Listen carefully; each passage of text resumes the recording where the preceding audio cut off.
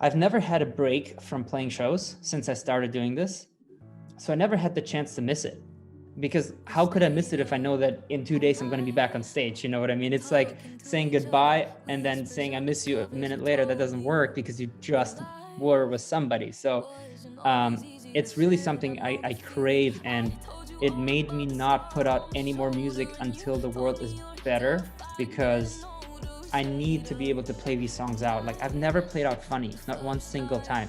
And that just feels so wrong to release a song and never play it out live. So I don't want to stockpile music that I've never played out live. I would rather take a little bit of a break if I have to, and wait till, I can do it right.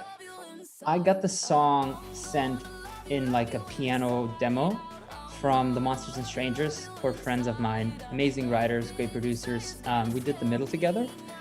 So we've known each other, and they sent me the song and are like, hey, would you be interested in producing the song? Because it was like a piano ballad at the time, and I was like, whoa, this is a really good song. Let me give it a shot. I had no idea about the politics behind it, who the singer was, if it was going to be another singer, if it was going to be my song, if I'm doing this for someone else. I just loved it, and I was like, let me put my spin on it. So I produced it, and then the whole thing unfolded. It was like, okay, Jasmine's on it, she's staying on it, and we can make the song together. And I think even at first when I started producing it, I thought it would go to someone else and it wouldn't stay my song. But who was it? I think like we played it for Apple or somebody, and everybody thought it sounded way too much like Zedd to give it to somebody else. Because sometimes I make music for other people and it doesn't sound like me at all. Easy. But if a song sounds just like me, it's hard to just give it to somebody else, and because it's gonna look weird on them. So we ended up doing the song together.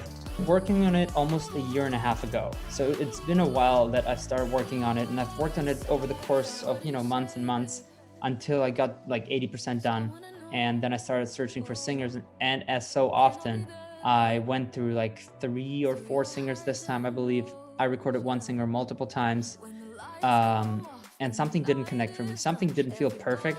And then I found Griff, or my manager showed me Griff, and I went to her Spotify. I loved every song. She recorded a demo, and I think she was in LA, and she recorded the demo and flew back to London. I heard the demo and I was like, hey, I want to record you.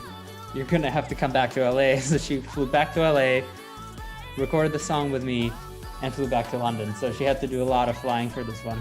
Of every single song I've released, and if you look at my discography, I have released a lot less music than the majority of artists that are at the level I am at in the last year. So I'm really careful with the songs I release.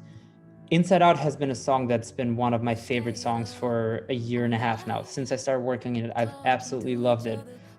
There's something positive and uplifting in the song that I just really, really enjoy. So it's definitely one I'm really proud of. But I'm proud of, I think The Middle is a close to perfect song. Like I hear it today and there's nothing I would change about it. It's never been planned, to be honest with you. It's just that sometimes when I make a song, if I play the song for 20 people, they don't know it's me, and I give them a piece of paper and I'd say, do you hear a female or a male vocal?